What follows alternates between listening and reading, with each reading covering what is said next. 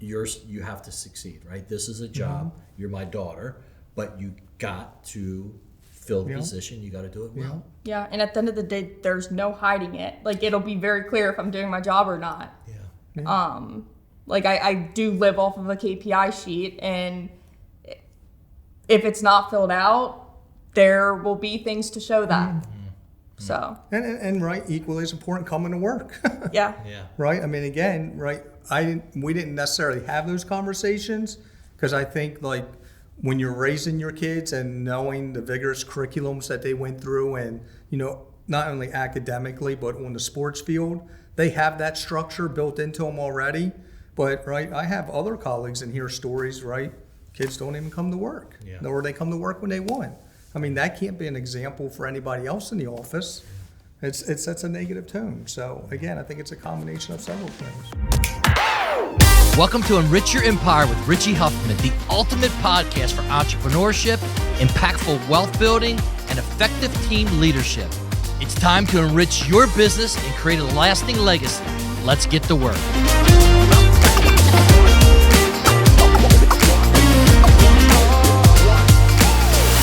Hey guys, so welcome back. We are here at Celebree FranCon 2026 in sunny St. Petersburg, Florida. God, it's so beautiful down here. Hey guys, today I'm joined by Jason and Madison Skidmore, a father and daughter team that is operating their family business through the Celebree School platform. Welcome, guys. Thank you.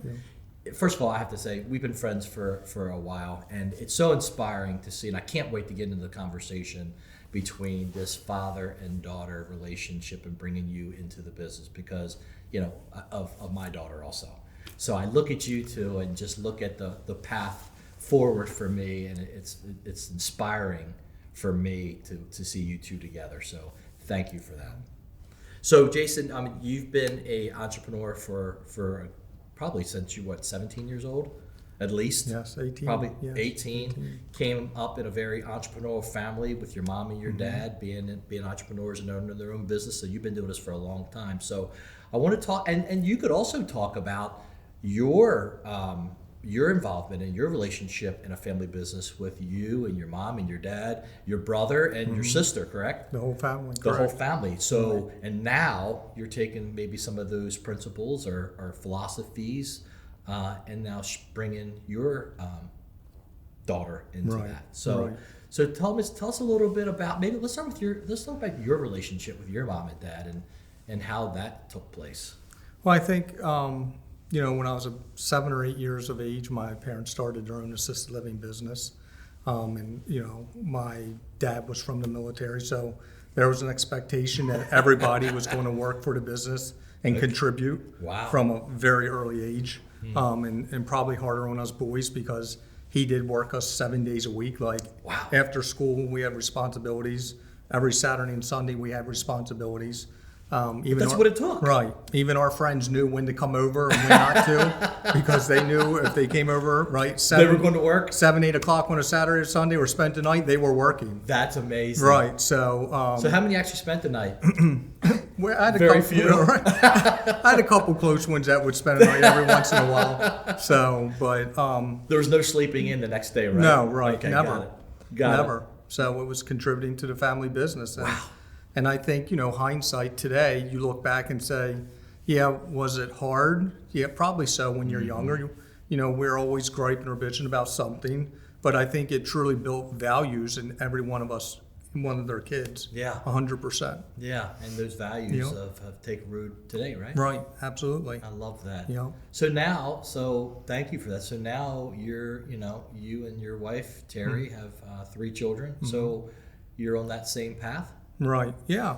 And I think the difference is, like, you know, they come from a different generation.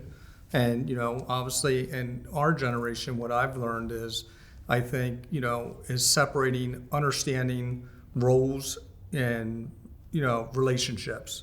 Because as I was growing up, I was always frustrated with my dad or something because, something he wanted me to do or something he said. And at the end of the day, I think as I matured, what I was learning, there's a difference, right? There's a job to do, and then that's my job. I got to work and do whatever is on that task list or whatever it is. Yeah. And then there's the relationship component, and they need to be separated.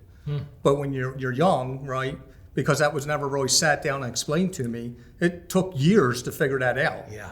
And constant frustration going back and forth, Between you and your dad. yeah, sure, Yeah. right. And Wow. and I think in my world, when I'm even partnering with Madison, it's understanding, we have a job to do, You're my daughter, love you to death, but this is your role, your responsibility, and we need to separate the two because we all contribute to the same team and we have to drive success. But a lot of people, a lot of parents, this, a lot of parents don't think that way. Right. Like, a lot of parents are like, they're on their own. Yeah. When they turn 18, blah, blah, blah. And Yeah. I hate to say this, but that just bothers me, Right. right? Like, you're their parent. Right. You are, I hope I never stop becoming my children's coach, mentor, Right. cheerleader. Yeah.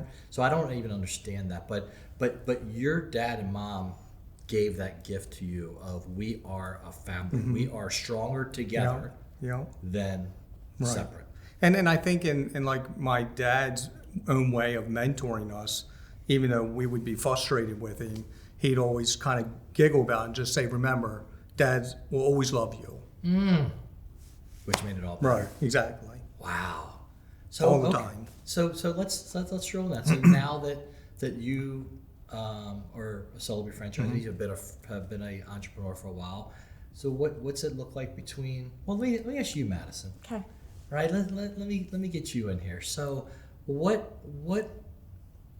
is this looking like for you? Did you always know, or did your dad give you that same philosophy that we are the Skidmore family and we're stronger together than we are separate? Yes, but in the same sense, it was never pushed down my throat in terms of I need to do it. Like, he's always made it very clear, go to college, learn, things about life, go spread my wings, become my own independent self. And if that was something I wanted to do, great. If not, great too. He was supportive either way, and I always knew that. So you went on that journey. You went off to school, graduated Yes. from college, and so what happened how did you decide that you wanted to join your dad? Well, what he needed help with is what I went to school for, marketing and advertising. Good job, and Dad. yeah. And just, talking to people like Warren, when I did come back for the summer, I realized he needed help. And to me, why would I not help the person that gave me everything in this world that I ever could have dreamed of? Has provided me every opportunity that I ever could have imagined, and has supported me and given me an unbelievable life. So not only did I know I wanted to work with him, why wouldn't I? Why wouldn't I give back and help him? So what's that like? And I think the timing worked out for us both, because I've always wanted Madison and Jason to go work for another employer, gain knowledge, and as Madison said, to expand their own wings and just have an opportunity at some point to bring that knowledge back to the family business if they wanted to work for it. But I think in transition with a marketing person, Madison, our marketing person, turned over. Madison graduated from school, and just she had other internships, and just hearing her success stories and everything, it just made sense. I just knew in my heart that she was going to kill it. Yeah. I mean, she's very smart, knows her business, and I honestly, and I think the other part of the decision was, and speaking to Terry, my wife, was that Lauren, your niece, was willing to mentor her, because what I didn't want to do is bring her into the organization and not have someone that can mentor her, which I could not contribute success to that, right? As I always say, I can barely turn on a computer, let alone do marketing. Right. And that was a big part of my decision to saying, yup, let's do this, because knowing Lauren could mentor her and agreed to mentor her, would help her grow, and learn. I mean, we're always learning, all of us, constantly. But if you don't have somebody there that's pushing you or mentoring you, how do you grow? As we all do. Right. I think that's one of the biggest traits of or gifts that you should have as an entrepreneur, is having advisors and people around you that have been there, done that, and can mentor you. Right. I know we all have had those in our Yeah. in our lives, starting with our parents, who's been the biggest Right. gift of all of ours. Right. Yeah. So what's it like working for your dad? I love it. I mean, I genuinely learn something new every day.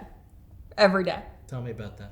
I mean, whether it's financially, operations, like even marketing through Lauren and learning how to explain that to him, I literally learn something new every day. And it's just exciting. Okay. Yeah. And I think part of that is, like I told Madison, her main focus is obviously marketing, but my goal is to mentor her in other areas of the business, just to kind of give her a flavor of what it's like. So, all right, I'll go to her and approach her and just brief her of like complex scenarios, like how do we approach these right scenarios? How do we handle them? As we're looking forward, right? Again, to grow the business. Complex, personnel issues. Again, so she understands how do we operate as a business and how do we manage a business, right, as leaders. When you are 23 years of age, as we've had this conversation, her biggest challenge was going to be coming in the door and partnering with other directors that are 20 plus years with her, older than her. And then how does she mentor those conversations? How does she support them and give them good guidance without them taking offense to it? Right. So, right, it was just helping, kind of navigate those conversations and, coach her on how to approach it. Yeah. What's that like, coaching and being a mentor for your daughter? It's an unbelievable feeling. Yeah. Dreams, right? This is what is as fathers. For sure. As fathers, this is what we all hope and pray for. That Right. we have the opportunity, Right. not only to be a good dad, but also be a great mentor, and a great coach in your lives. And kind of to her demise, right? She has my DNA, where she's got a great work ethic. Like she wants to drive success all the time, and doesn't want to leave the office until she knows that, right, her task for the day or whatever was her goals for the day are executed on. Yeah, I mean, So So again, that's great to see, but also as a father, as I've told her several times, you want that work-life balance too. Yeah. Because I grew up doing that, right, working 12, 14 hours a day. I don't want to see her get caught in that rut. I want her to work hard, drive success, but not get caught in that rut of working relentlessly all the time. Yeah. It's right. You need that life balance. Good luck with that one. And I'm learning that because I do know I have a problem with bringing it home a lot of the time. But So. sometimes that's what it takes. Yeah. Yeah. Right? Yeah. That's what it To a takes. degree. And I think we're still learning, as old as we are, I think we're still learning how to unwind some of that. I mean, it's almost a love-hate relationship. It's like the more you do it, the better you become at it. Right. And so, I've always kind of been afraid to turn it off. Right. Right? Because I know that somebody else is working as I'm speaking and as I'm relaxing. So Right. Exactly. how's this relationship? So you've been with your dad for how long now? Almost a year. August will be a year. How's the relationship change, if at all? Certainly Madison will have her own opinion, but I don't think the relationship has changed. I think, to what Madison's point, there's definitely more collaboration in the evening because, like, if she can't get a hold of me during the day, she has her bucket list of questions in the evening. At the dinner right, table? Exactly. Yes. Right. She's drawing me on that because, like, again, she wants answers so she can respond and get her Love stuff that. done. Yeah. But I think as a father, I've always tried to build great relationships with my children and making sure that I fostered communication and openness. Yeah. Which I truly feel that's led to the success of us being able to work together and really collaborate. I love that. And I'm a huge component on, like I tell her, I want her to have her independence and autonomy to make her own decisions. And not all decisions that are made are going to be the right ones probably, but I'm just there to support them. Like, I don't want to be that father micromanages her all day long and needs to know exactly what she's doing all day long. We have our weekly Monday meeting on marketing, the stuff that I have concern about with the schools. She has her weekly meeting with Lauren, and we drive success. I love that. Yeah. I agree. I don't think we've ever had a bad relationship. Like, I've always felt close to him, but to know me is to know the relationship I have with my mom, Yeah. like that's so special to me, and me and her are so close. Yeah. And just even going to college, I think it is hard in some ways because me and mom would talk every day, and me and you wouldn't talk. We talk weekly, but not every day. And so it's been cool to come home and get closer again. Because when Yes. you're in middle school and high school before you start driving, like Yes. my daily time with him was in the mornings going Yeah. to school. So Yeah. it's been cool to build Yes. our relationship. That's a mom-dad relationship. Yeah. Right. I'm just reflecting on my wife talks to my kids more than I do, right? And that's just the relationship we have right Definitely. now.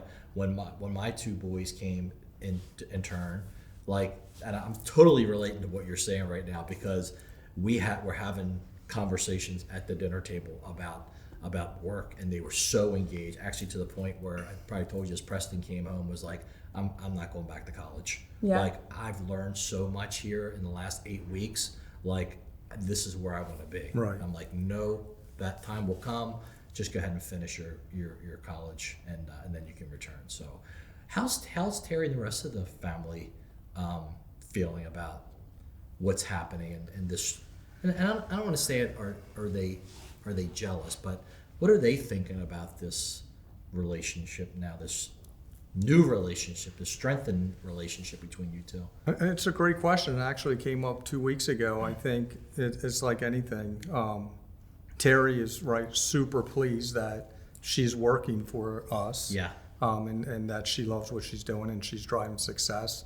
But also, she's in the same breath. It's like, well, what are we doing for your son? Because he graduated and he's looking for a job, and it's hard for a college graduate to get a job. And and the reality is, although I would love for Jason to be on board, it just goes back to looking at roles. What seat can be filled now? And does the organization have a need for a certain role with his talent? And unfortunately, we don't. We're just small mom and pop, 4 schools. But if we did, I would certainly give him the same equal opportunity. Would love to have him on board. Yeah. It's just, I think it's a matter of timing and when the timing's right. Yeah. But, I think the reality is it's probably harder for someone in his position as a sibling, to accept that and feel like, well, I need employment too, so why aren't you helping me? And it's not so much that Dad doesn't want to help, it's based on need. Yeah, and listen, I love that, because if you would have given Jason that, he would know that you were giving him that. Not that he earned it, you were giving it to him. And I think that would have bothered him even more. Right, sure. Right, because he'd be sitting there like, why am I here? What is my role? Right. I just feel like my dad gave this to me or put me in this position just because, he feels sorry for me right now. Or whatever it may be. Yeah. But short term, feels very uncomfortable. Right, exactly. It probably hurts. Sure. Right? Yeah. But in the long haul, it will serve him very well not doing that to him. Right. Right. You're actually doing him a favor. We're doing a favor, right? As hard as it is. Doesn't feel like a favor right now. Exactly. But it's 100% a favor. And as I told Terry, a door will open for him, and he'll be able to contribute value and success to an organization. Right. Exactly. Yeah. So, what, as you guys are conquering the world here together as father and daughter, what's your thoughts on legacy for the family? Time will tell. What are you guys thinking? I think, when I look at legacy, I think this is kind of the first step of, having a sibling in the business and working the business and learning if that's what they want to do.